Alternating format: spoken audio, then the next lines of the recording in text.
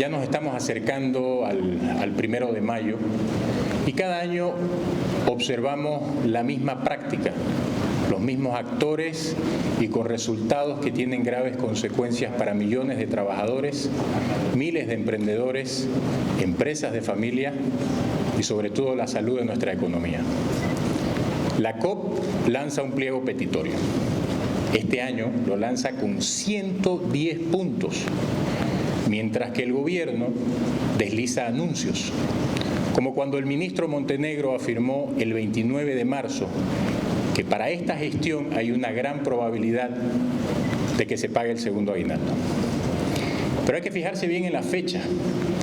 El ministro crea expectativas a fines de marzo, en un momento en que nadie puede saber cómo estará nuestra economía hasta junio.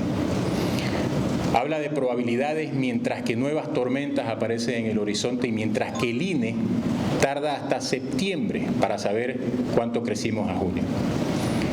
Escuchamos las exigencias de aumento salarial de la COP y los anuncios del ministro en un momento en el que el mundo entero está sintiendo la irrupción de una guerra en sus economías. En un momento cuando los gobiernos y los economistas de otros países corrigen sus proyecciones a la baja. Cuando en nuestro país 20 de los 35 sectores que mide el gobierno aún se encuentran por debajo de lo observado en el 2019. Cuando algunos rubros como la madera, el azúcar y la confitería muestran todavía deterioros superiores a los observados en el año 2020. Después, escuchamos que se han formado mesas de trabajo entre el gobierno y la COP. Y finalmente, el 1 de mayo el gobierno nos confronta con decretos, con paquetes de medidas e instrucciones. Miremos con atención los resultados de esta práctica y hagamos las preguntas necesarias para ver quiénes se benefician de esta práctica y a quiénes se perjudica.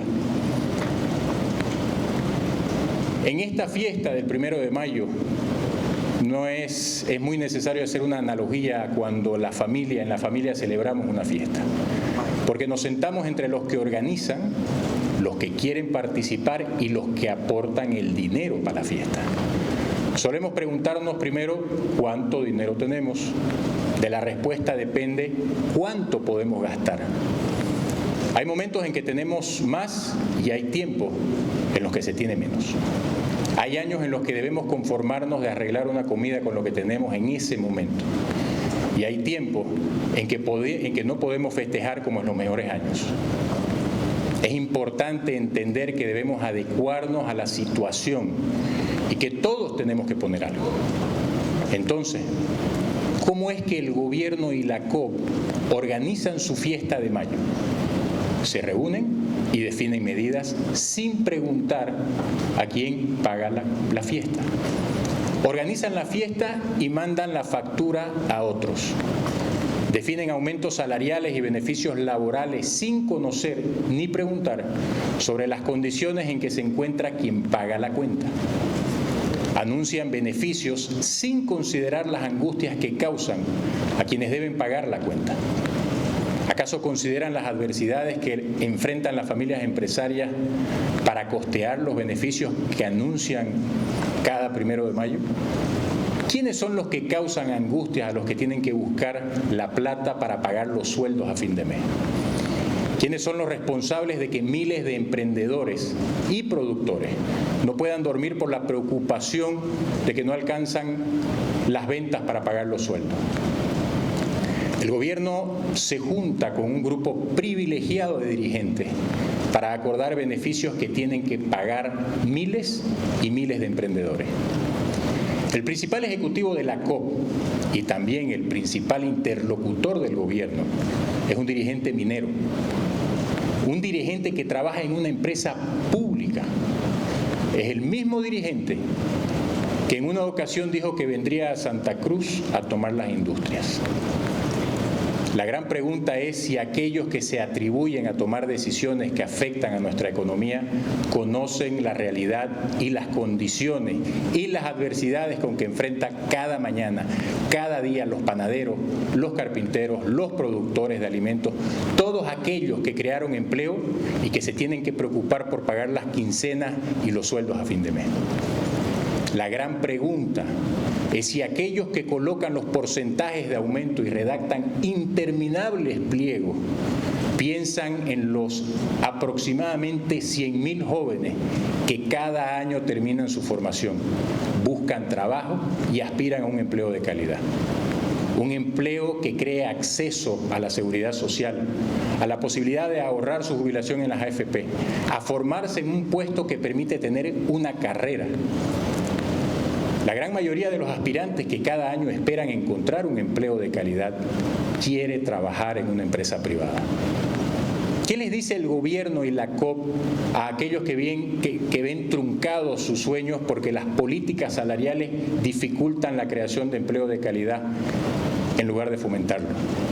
¿Qué le dice la COP y el gobierno a los padres que han asumido grandes sacrificios para formar a sus hijos, que sueñan junto con sus hijos en una mejor vida para ellos, que puedan hacer carrera en una empresa, que puedan alimentar a una nueva familia y, en síntesis, que puedan progresar?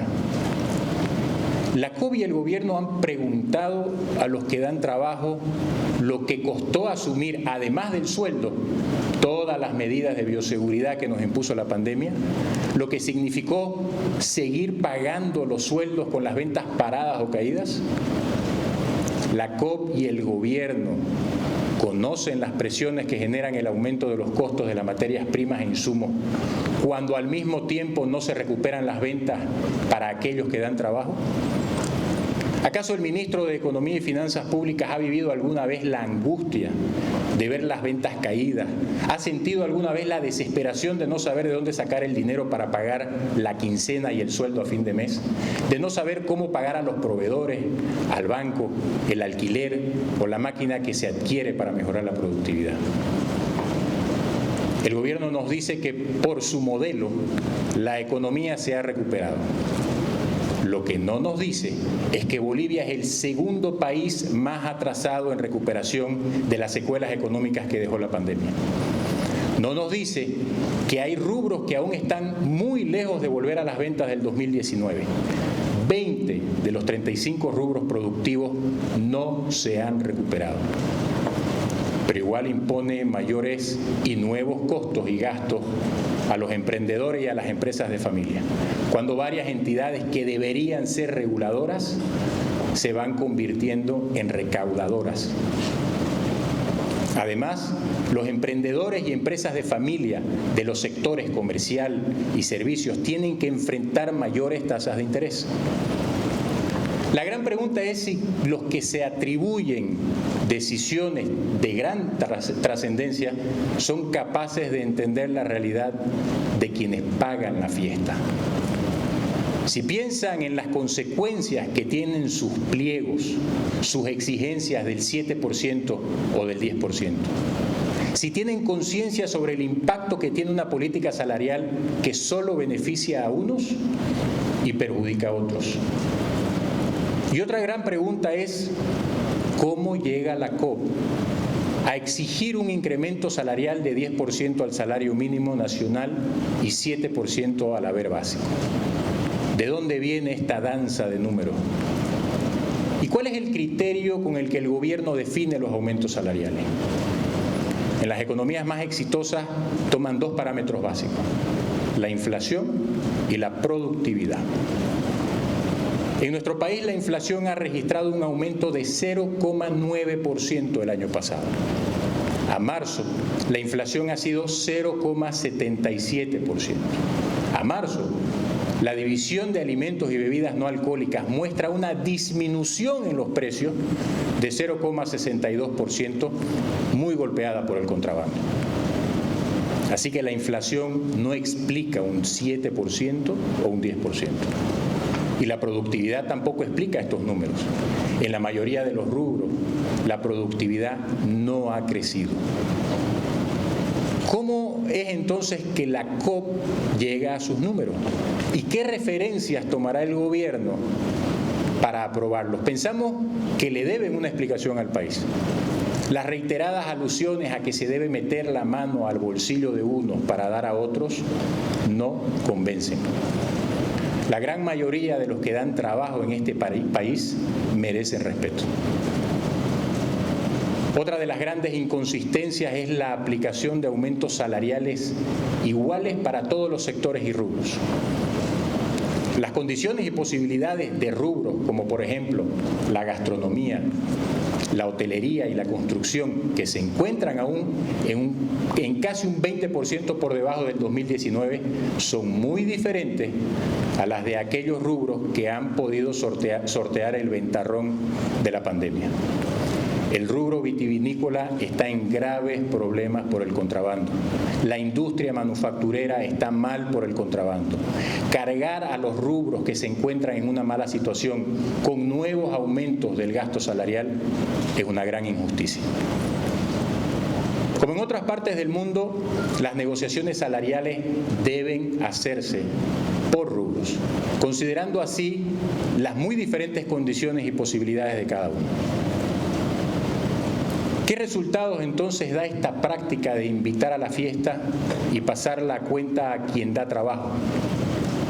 Los sucesivos aumentos salariales que negocian entre la COP y el gobierno impide la creación de nuevos empleos. ¿Pero qué proponemos? Proponemos un giro en las políticas salariales en varios sentidos. Tenemos 4 propuestas concretas. En primer lugar, deben cambiar los roles y la manera de dialogar y negociar. La OIT dice que las negociaciones salariales se hacen entre 3 y no entre 2. Las negociaciones se deben realizar entre los representantes genuinos de los trabajadores y aquellos que pagan la cuenta, que son los emprendedores y empresarios. El rol del gobierno debe limitarse a convocar, a propiciar el diálogo y no a definir. El gobierno debe ser el articulador y moderador, ofreciendo el espacio de diálogo. En segundo lugar, las negociaciones deben hacerse por sector o rubros y entre las partes directamente relacionadas. Si el gobierno debe dar un incremento salarial a los maestros, debe sentarse el Ministerio de Educación con los maestros. Si el gobierno debe dar un incremento salarial al personal de salud, debe sentarse el Ministerio de Salud con los médicos. Los aumentos salariales en la industria deben negociarse entre los representantes de las confederaciones fabriles y las empresas del rubro. Los representantes del respectivo sector conocen la situación de su rubro y las condiciones específicas y las posibilidades, a diferencia de un dirigente minero que además es funcionario de una empresa pública. Para dar concreción a esta manera de relacionarnos, enviaremos, entre todos los que estamos presentes esta semana, invitaciones a los representantes de la Central Obrera Departamental, de las confederaciones de fabriles, de las confederaciones de la construcción, para conversar sobre los temas de fondo. Y en tercer lugar, para las negociaciones en cada sector y rubro deben definirse referencias válidas. Además de la consideración del aumento de costo de vida, deben considerarse la mejora en la productividad y el crecimiento respectivo del rubro. En cuarto lugar, la discriminación al sector privado debe terminar. El gobierno viene aplicando incrementos salariales diferenciados a algunas empresas públicas. Por ejemplo, en el pasado ha condicionado el aumento para la Comibol a que ésta demuestre sostenibilidad financiera en flujo de caja por al menos 3 años y haber generado utilidad operativa en la gestión anterior. Entonces preguntamos, ¿por qué las familias empresarias no tienen las mismas posibilidades? La manera como la COP y el gobierno organizan su fiesta de mayo no es beneficiosa para el país. No permite que millones de trabajadores puedan acceder a empleos de calidad y así lograr el futuro que sueñan para ellos y para sus hijos. Repetimos que la mejor manera de redistribuir la riqueza es dar la oportunidad de construir una economía familiar a través del trabajo digno y el empleo de calidad. Para cambiar esta situación debemos sentarnos todos a la misma mesa. Debemos escucharnos sin prejuicios y sin cálculos políticos. Debemos considerar la situación tanto de los que aspiran a mejores condiciones laborales como también de aquellos que arriesgan su patrimonio para hacer crecer su empresa, su emprendimiento, su negocio y dan trabajo y pagan los sueldos.